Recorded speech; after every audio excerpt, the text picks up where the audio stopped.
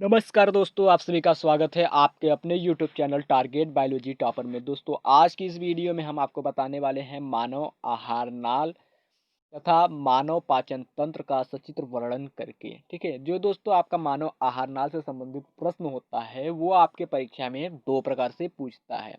पहला प्रकार है कि मानव आहार नाल का सचित्र वर्णन कीजिए। तो दोस्तों आप वहाँ पर मानव आहार नाल का एक चित्र बनाएंगे साफ सुथरा और उसके बारे में आप विस्तार से लिखेंगे। और दूसरा प्रकार है कि आप प्रश्न पूछता है मानव आहार नाल का सचित्र वर्णन कीजिए, तो आप केवल एक मानव आहार नाल का चित्र बना करके छोड़ देंगे। ठीक है, तो चलिए जानते हैं कि मानव आहार नाल क्या होता है। तो दोस्तों हमने सबसे ऊपर लिखा हुआ है कि मानव आहार नाल तथा उससे संबंधित पाचक ग्रंथियाँ। ठीक है, हमने लिखा हुआ है कि मानव आहार नाल तथा उससे संबंधित पाचक ग्रंथियाँ। तो दोस्तों हम मानव आहार नाल के बारे में इस वीडियो में बात करेंगे और नेक्स्ट वीडियो में बात करेंगे मानव आहार नाल के संबंधित पाचक ग्रंथियों को। तो चलिए जानते हैं कि मानव आहार नाल क्या होता है। तो जो हमारा दोस्तों मानव आहार नाल होता है उसकी पूरी लंबाई होती है 8 से 10 मीटर। ठीक है, और यह मुख से लेकर के गुदा द्वार तक फैला रहता है। दोस्तों गुदा द्वार को मल द्वार के नाम से भी जानते हैं। तो इसके जो विभिन्न भाग होते हैं उसका अलग अलग व्यास होता है। जो मानव आहार नाल का आपका विभिन्न भाग होता है उसका जो व्यास होता है वो अलग अलग होता है। तो दोस्तों फटाफट आप इस चित्र का स्क्रीनशॉट ले लीजिए ताकि आपको एग्जाम में जो मानव आहार नाल का नामांकन चित्र बनाने को प्रश्न आता है उसमें काम आ सके। तो दोस्तों मानव आहार नाल का जो पहला भाग है वो आपका है मुख एवं मुख गुहिका। ठीक है, मानव आहार नाल का पहला भाग है मुख एवं मुख गुहिका, जो कि दो मांसल एवं चल होठों से घिरा होता है। उसके बाद मुख जो होता है वो पीछे की ओर मुख गुहिका में खुलती है। उसके बाद मुख गुहिका की निचली सतह पर एक मांसल जीवा होती है जो पीछे की ओर जुड़ी होती है और आगे की ओर स्वतंत्र होती है। ठीक है, मुख गुहिका बाईं तथा दाईं ओर गालों से घिरी होती है। जो मुख गुहिका होती है वो आपका बाईं तथा दाईं ओर गालों से घिरी होती है। अतः मुख गुहिका की जो दीवार होती है वो गालों से, फर्श जो होता है वो जिह्वा का बना होता है। मुख गुहिका की छत जो होती है ऊपर वाली वो आपका तालु कहलाता है, तालु का बना होता है। तालु मुख गुहिका तथा श्वसन मार्ग को अलग करता है। ठीक है, तो आपको ये पॉइंट समझ में आ गया कि मानव मुख क्या है। जो मानव मुख होता है वो आपका दो चल होठों से घिरा होता है। मानव मुख पर निचली सतह पर एक मांसल जीवा पाई जाती है और ऊपरी सतह पर एक तालु पाया जाता है। ठीक है,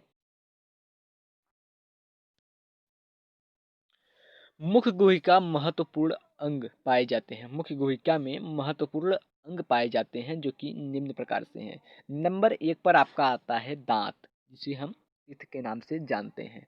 तो जो मुख गुहिका होती है, मुख गुहिका में दोनों जबड़ों के किनारों पर दांतों की पंक्तियां पाई जाती है। ठीक है, मनुष्य में जो दांतों के प्रकार होते हैं वो कुल 4 प्रकार से होते हैं। ठीक है, तो सबसे पहला प्रकार है आपका कृंतक। उसके बाद आता है आपका रत्नक, अग्रचौड़क और चौड़क। तो सबसे पहले हम जानेंगे कृंतक। ये आगे की तरफ लगे चपटे धारदार दांत होते हैं। ये भोजन को कुतरने या काटने का काम करते हैं। ये ऊपर तथा नीचे की जबड़ों में चार चार की संख्या में पाए जाते हैं, अर्थात जो कृंतक दांत की संख्या है वो आपकी 8 होती है। उसके बाद आता है आपका रदनक। ये रदनक जो होते हैं वो कृंतक से सटे हुए दांत होते हैं जो कि नुकीले एवं धारदार होते हैं। ये भोजन को चीरने तथा फाड़ने का काम करते हैं। ये ऊपर तथा नीचे की जबड़ों में दो दो की संख्या में पाए जाते हैं। उसके बाद आता है आपका अग्र चौड़क। इसकी संख्या ऊपर तथा नीचे की जबड़ा में चार चार होती है और ये भोजन को पीसने का काम करते हैं। ठीक है,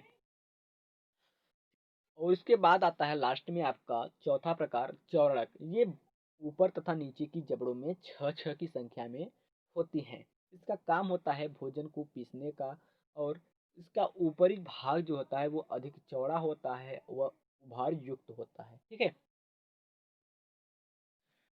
दूसरे नंबर पर आता है मुख गुहिका में जीभ। तो जो जीभ होता है वो मुख्य गुहिका में पाई जाती है।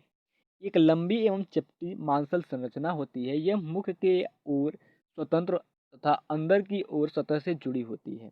जीभ की श्लेष्म कला जो होती है वो श्लेष्म का श्रावण करती है, जो जीभ को गीला बनाए रखती है। दोस्तों यहाँ से एक बहुत ही अच्छा बहुविकल्पी प्रश्न तैयार होता है, जिसे प्रश्न को कहते हैं कि मानव मुख का जो जीवा होता है, जीभ होता है, वो गीला किसके कारण होता है। तो उसका एक सीधा सा उत्तर होता है कि मानव जीवा पर एक श्लेष्म कला पाई जाती है, जो कि श्लेष्म का श्रावण करती है, जिसके कारण मानव जीवा गीला रहता है।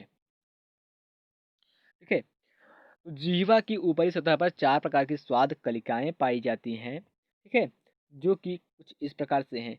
जो अग्र छोर पर मीठे स्वाद का अनुभव कराती हैं, अग्र छोर पर मीठे स्वाद का अनुभव कराती हैं। पश्च भाग पर जो होता है वो कड़वे स्वाद का अनुभव कराती हैं। पार्श्व किनारे यानी कि बगल में दोनों तरफ खट्टे स्वाद का अनुभव कराती हैं। उसके बाद अग्र छोर के कुछ पीछे वो नमकीन स्वाद का अनुभव कराती हैं। ठीक है। जीवा जो काम होता है जीवा का, वो स्वाद का अनुभव कराना होता है और भोजन में लार मिलाना, निगलने तथा बोलने में सहायता करने का काम होता है जीवा का। ठीक है। उसके बाद नंबर सी पर आता है आपका लार ग्रंथियां। तो मानव मुख में जो लार ग्रंथियां होती है वो 3 जोड़ी पाई जाती हैं, जो कि पृथक वाहिनियों द्वारा मुख में खुलती है। उसके बाद नंबर 2 पर आता है मानव आहार नाल में ग्रसनी। ठीक है। जो ग्रसनी होता है वो मुख्य गुहिका का पिछला भाग होता है। ठीक है। यह लगभग 12 से 14 सेंटीमीटर लंबा कीपकार नली होती है, जो वायु व भोजन का सहमार्ग होती है। ग्रसनी के अंदर एक बड़ा सा छिद्र होता है जो लिगल द्वार कहलाता है, यानी कि भोजन निगलने वाला द्वार कहलाता है। इसके पास ही श्वास नली का छिद्र होता है, जिस पर घाटी द्वार, जिसे घाटी द्वार कहते हैं। जो श्वास नली का छिद्र होता है उसे हम घाटी द्वार कहते हैं। घाटी द्वार पर लटकती हुई एक पत्ती समान घाटी ढापन होता है, जो भोजन निगलते समय श्वास नली को ढक लेता है, जिससे भोजन श्वास नली में नहीं जाती है। इस प्रकार ग्रसनी भोजन को ग्रास नली तक पहुंचाने में सहायता करती है। जो घाटी ढापन होता है वो श्वास नली को ढक लेता है। उसके बाद जो भोजन होता है वो ग्रसनी से होते हुए ग्रास नली तक पहुंच जाती है। अब मानव आहार नाल के तीसरे भाग का बात करेंगे, जिसका नाम ग्रसिका या फिर ग्रास नली है। ठीक है। जो ग्रसिका है, जिसे हम ग्रास नली के नाम से जानते हैं, यह पतली पेशी संकुचनशील एवं लगभग 23 से 27 सेंटीमीटर लंबी एक नली है। ठीक है। ग्रसनी लिगल द्वार द्वारा आहार नाल के दूसरे भाग अर्थात ग्रास नली में खुलती है। जो आपकी ग्रसनी होती है वो आपका लिगल द्वार के द्वारा आहार नली के दूसरे भाग ग्रास नली में खुलती है। इसकी दीवार में पाचक ग्रंथियां नहीं पाई जाती है। जो आपका ग्रास नली है, इसमें जो दीवार होती है उस पर कोई भी पाचक ग्रंथियां नहीं पाई जाती है, परंतु उसमें श्लेष्म ग्रंथियां उपस्थित होती हैं, जिससे भोजन क्रमाकुंचन द्वारा फिसलता हुए आमाशय तक पहुंचता है। उसके बाद नंबर 4 में हम बात करेंगे मानव आहार नाल का आमाशय।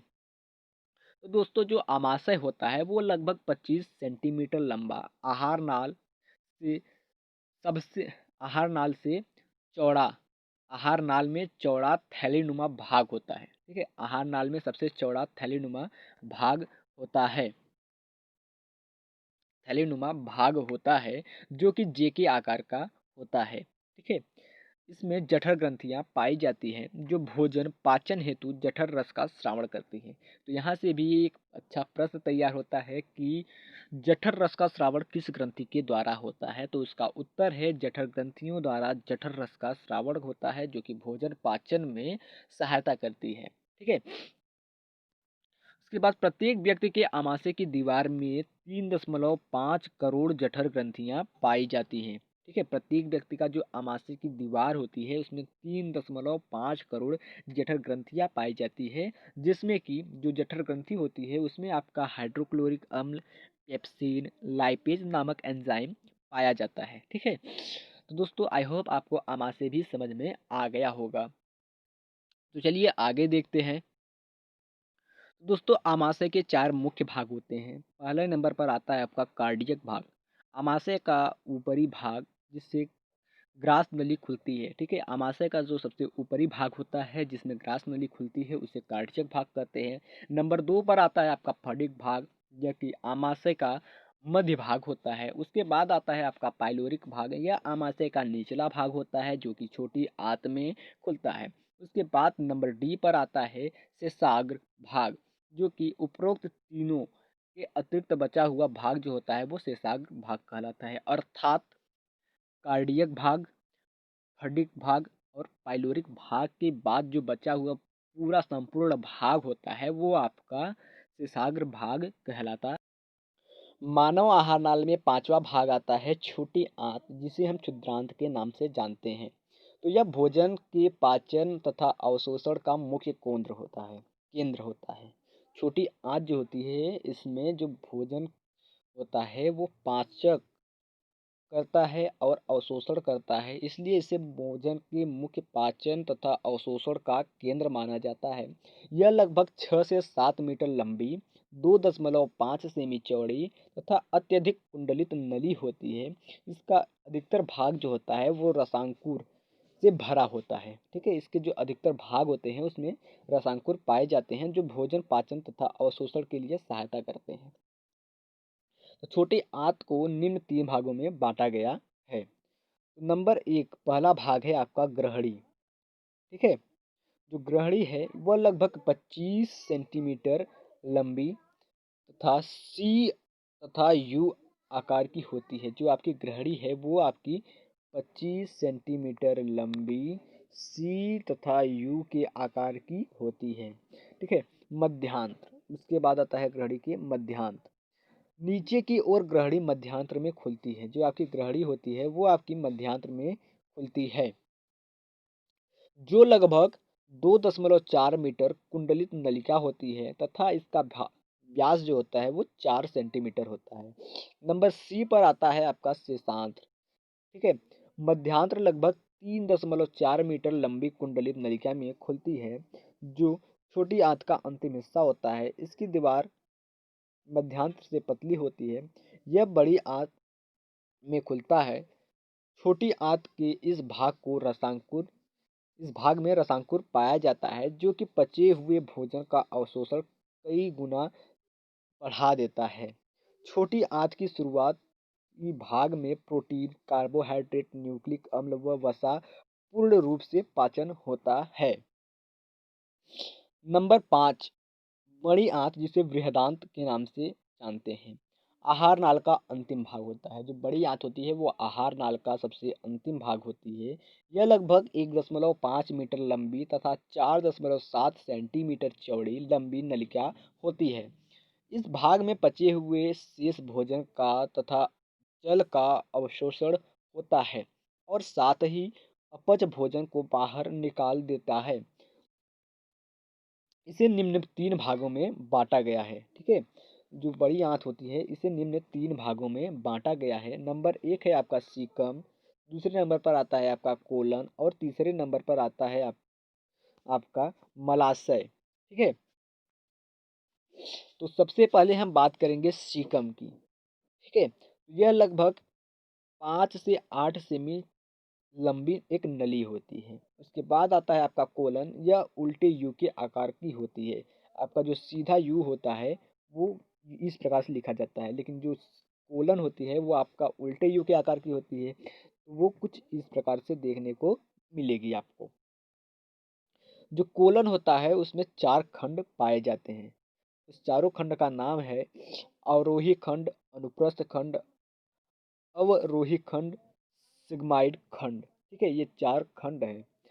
और जो कोलन होता है दोस्तों वो जगह जगह पर फूला होता है, जिसे हास्ट्रा के नाम से जानते हैं। ठीक है,